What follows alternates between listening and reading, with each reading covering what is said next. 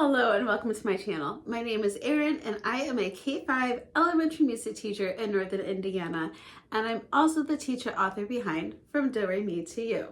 So it's the beginning of another school year, and while I don't want to say that I am an old teacher, I am certainly a veteran teacher, and I've been around the block a few times with a few gray hairs to show for it.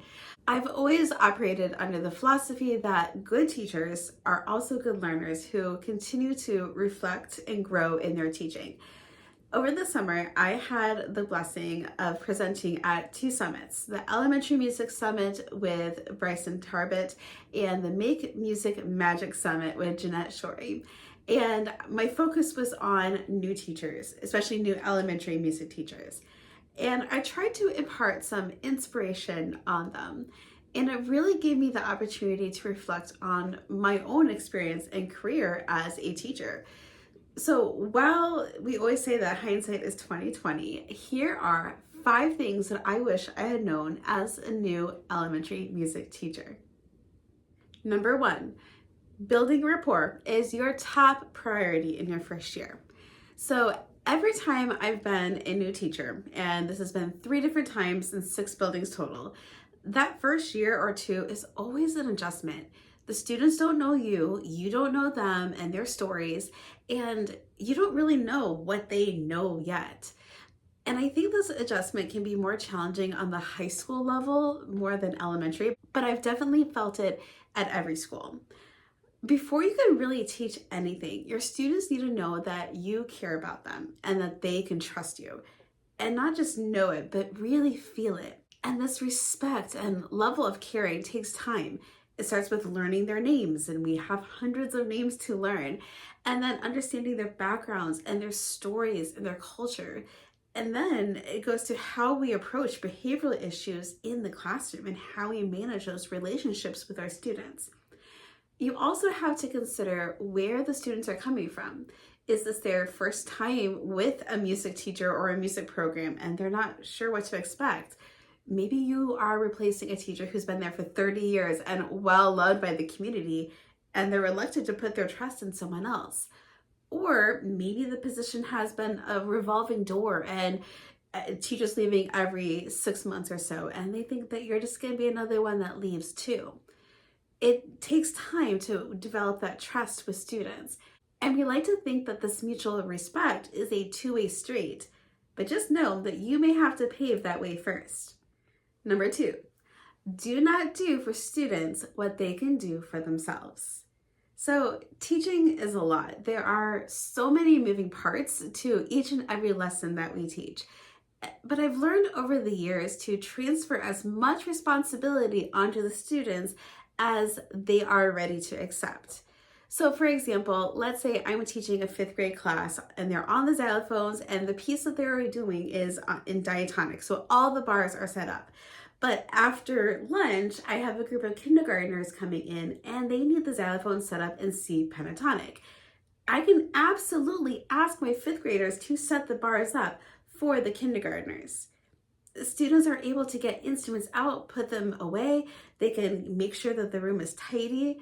There's so many things that students can do for themselves that we should not be doing for them. But here's the thing. Does it take time to teach them? Absolutely. Will they be perfect? Absolutely not. But a class of 25 students helping to take care of the space together will always be more efficient than one tired teacher trying to do it all themselves. This can even extend to other tasks that take time, but would go so much faster if you had extra hands. So my school has a before and after school care club. And once, maybe twice a month, I will ask them if I can borrow a few 4th and 5th graders who want to come to my room and help with some menial tasks. Maybe I ask them to sharpen pencils and we listen to Broadway music. I have taught students how to clean the bars on my xylophones or vacuum them out for me, and we do it together as a group.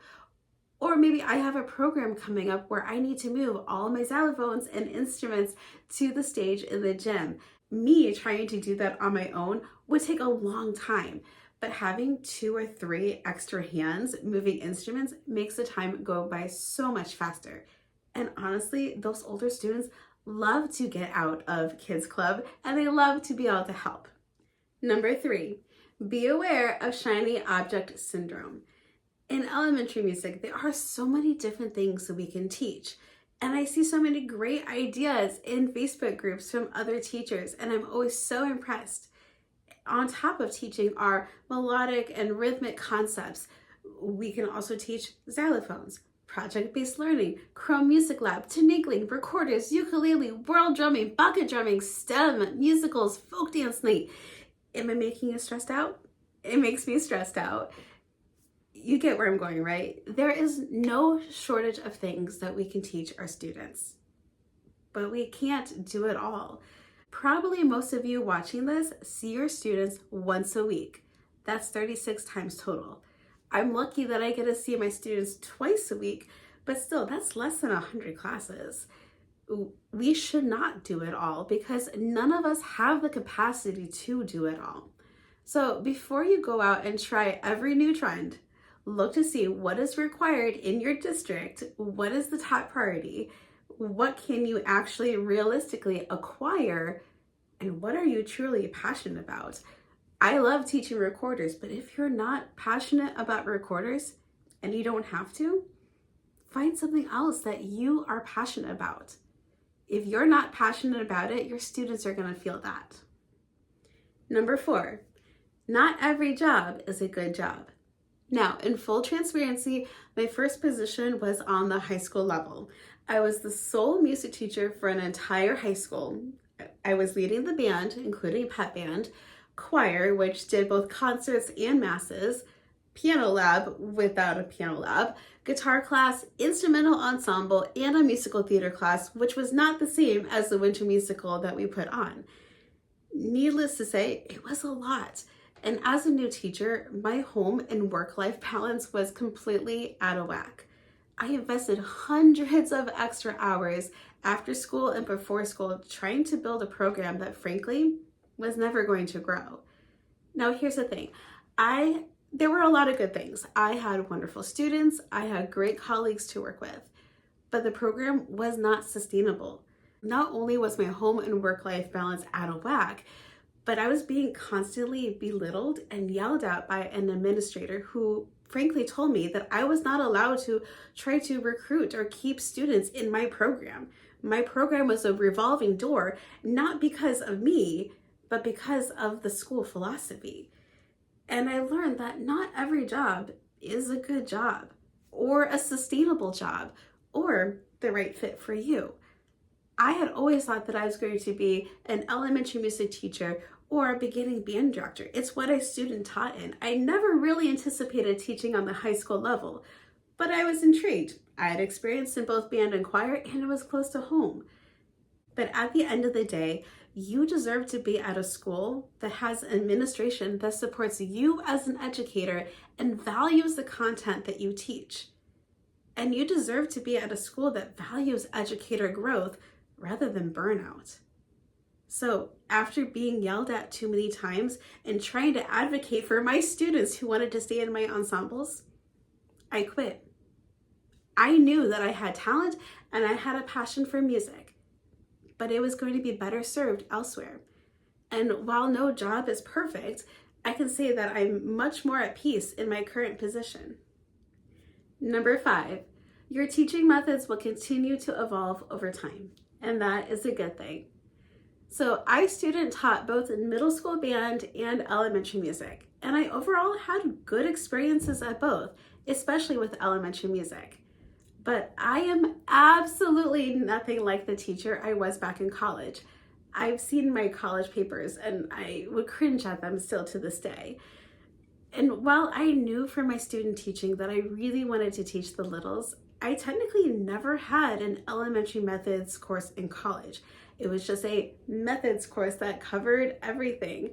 So my experience with ORF was just playing a little recorders and then opening the cabinets in the back of the classroom to acknowledge that the xylophones existed. So during student teaching, I was really curious on Kodai, and my cooperating teacher did not have experience with it. So we found a couple musty books in the basement of one of the schools, and we kind of dove into it. And then when I was in graduate school, I was really inspired by the Orff work. So I dove into my levels after graduate school, and then I connected with my local Orff chapter, and then I found community with other educators. I see so often new elementary music teachers struggling to find their footing between a lack of knowledge of the different approaches and methods and the curriculum, and just not finding community with other teachers and feeling really isolated in their building. So I had a passion project over the summer, and that was to try to help all music educators who are new to elementary music really truly find success in the classroom this year. I don't want you to just survive and crawl to the finish line. I want you to thrive in the elementary music world because honestly, it's the best. I absolutely love it. So I created a course called the Thriving Elementary Music Teacher course. So this course is for new elementary music teachers or teachers who are switching to elementary from secondary, or really any elementary music teacher that just wants a fresh start. We'll be using my Thriving Elementary Music Teacher Blueprint to help you navigate through this year. We're going to cover topics like classroom management, designing curriculum, and systems to actively help us prevent burnout. But my favorite part is a Facebook group that's private so we can share ideas and bounce questions off of each other because honestly, we are better together.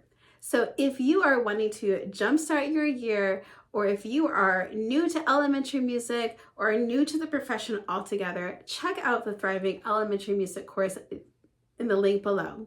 And may this be your best year yet. Happy musicking, everyone.